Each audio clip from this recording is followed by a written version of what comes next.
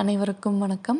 சென்ற காணொளியின் தொடர்ச்சியாக இந்த பதிவில் நாம் காண இருப்பது மேலை நாட்டு கிறிஸ்தவ சமய தமிழ் அறிஞர்களுள் ஒருவரான சீகன் பால்கே ஐயர் பற்றின குறிப்பு தான் இந்த காணொளியில் நாம் பார்க்க போகிறோம். முதல்ல சீகன் பால்கே அப்படின்றவர் யார் அப்படின்னா, இவர் ஜெர்மானியத்தை சேர்ந்த லூத்ரன் பாதிரியார். தமிழ்நாட்டுக்கு சென்ற முதல் புரொட்டஸ்டன்ட் கிறிஸ்தவ மத போதகர் அப்படின்னு இவர் சிறப்பிக்கப்படுறாரு. சீகன் பால்கே டென்மார்க் மன்னர் 4ஆம் ஃப்ரெடரிக் டேனிஷ் அவரோட விருப்பத்தின் பேரில் இந்தியாவிற்கு வராங்க. 7 மாதம் கடலில் பயணம் செஞ்சு இந்தியாவை அடையிறாங்க. இந்தியா அடைஞ்ச சீகன் பால்கேக்கு நல்ல விதமான வரவேற்பு கிடையாது. அவரோட வாழ்க்கை தொடக்கத்தில் கொஞ்சம் சிக்கல் நிறைந்ததாக தான் தமிழ்நாட்டில் இவருக்கு இருந்தது. இவர் சேர்ந்த இடம் எதுன்னு பார்த்தோன்னா நம்ம தரங்கம்பாடி.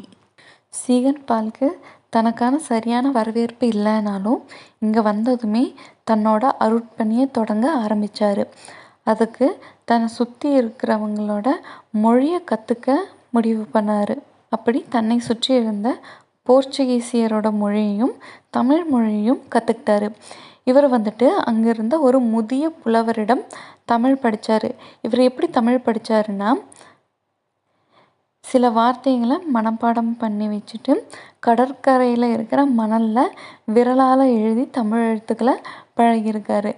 அப்புறம் தமிழ் இலக்கண இலக்கியங்களை கற்று தமிழில் தன் சொந்த மொழி போல் கற்றுக்கிட்டு எழுதுகிற அளவுக்கு இவர் திறமை வாய்ந்தவராக தமிழ் மொழியில் தேர்ச்சி பெற்றுட்டார். அந்த காலகட்டத்தில் சீகன் பால்கே ஐரோப்பியர்களோட வீடுகள்லேயும் தோட்டங்கள்லேயும் சில வேலைகளை செஞ்சு அவர் சுற்றி இருக்கிற இந்தியர்களுக்காக பாடசாலையை நிறுவினார். சீகன் பால்கேவோட விடாமுயற்சியால் இவர் தான் தங்கியிருந்த இடத்துலையே ஒரு ஆலயத்தையும் நிறுவினார். அப்புறம் சீகன் பால்கேவோட தீவிர முயற்சியால் தரங்கம்பாடி மிஷனை ஜெர்மனி, டென்மார்க், இங்கிலாந்து ஆகிய 3 நாடுகளும் ஆதரவு கொடுத்துச்சு. இவங்களால் கொடுக்கப்பட்ட பணத்தில் மிஷனரிகளுக்கு வீடுகளும் பள்ளிக்கூடங்களும் சீகன் பால்கே அமைச்சார். சீகன் பால்கே ஜெர்மன் லத்தீன் மொழிப்புலமை உடைய தரங்கம்பாடியில் இருக்கிற எல்லப்பா என்பவரிடம் தமிழ் கற்றுக்கிட்டதோட தமிழ் மொழி மேலே இருக்கிற பற்றின் காரணமாக அச்சுக்கூடத்தை நிறுவுறாரு. அந்த பகுதியில் முதலாக இந்திய மொழிகள்லேயே அச்சேறிய முதல் மொழி தமிழ் மொழியாக அறியப்படுது. தமிழ் நூல்கள் பலவும் அச்சேற்றப்படுது. அச்சேறுறதுக்கு காகிதங்கள் தேவைப்படுறதுனால அதே இடத்துல ஒரு காகித தொழிற்சாலையையும் சீகன் பால்கே நிறுவுறாரு.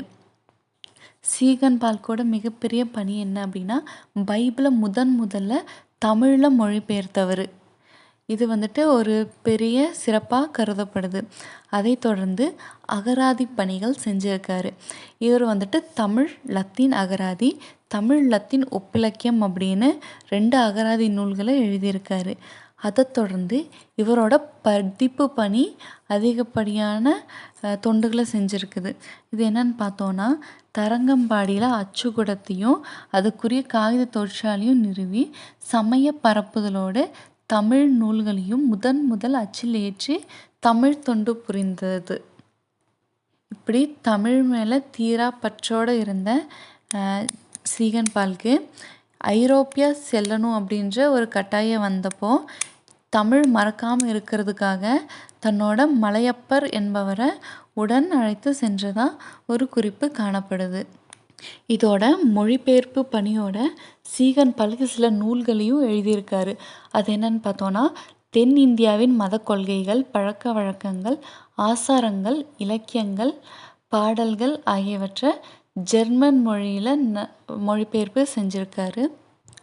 தொடக்கத்தில் தமிழ் மொழி பற்றியும் தமிழ் மக்கள் பற்றியும் தவறான எண்ணம் கொண்டிருந்த சீகன் பால்கே அவர்களோட நெருங்கி பழக ஆரம்பித்ததுமே, தமிழ் இலக்கண இலக்கியங்களை படிக்க ஆரம்பித்ததுமே அவரோட எண்ணம் மாறி தமிழுக்காக பல்வேறு தொண்டுகளை செஞ்சதை நாம் அறிய முடியுது. இதை தொடர்ந்து சீகன் பால்கே தன்னோட 37 வயசு வரைக்கும் மட்டும்தான் உயிரோடு வாழ்ந்திருக்காரு. கடைசியாக அவர் தரங்கம்பாடி அப்படின்ற இடத்துலையே இறந்து அவரோட உடல் அங்கேயே புதைக்கப்பட்டிருக்கிறதா செய்திகள் நமக்கு கிடைச்சிருக்குது. இதுதான் சீகன் பால்க்கு குறித்த செய்திகள். இனி வரும் அடுத்தடுத்த காணொளியில் தமிழ்நாட்டு கிறிஸ்தவ சமய தமிழ் அறிஞர்களை பற்றி அடுத்த காணொளியில் நாம் பார்ப்போம். நன்றி.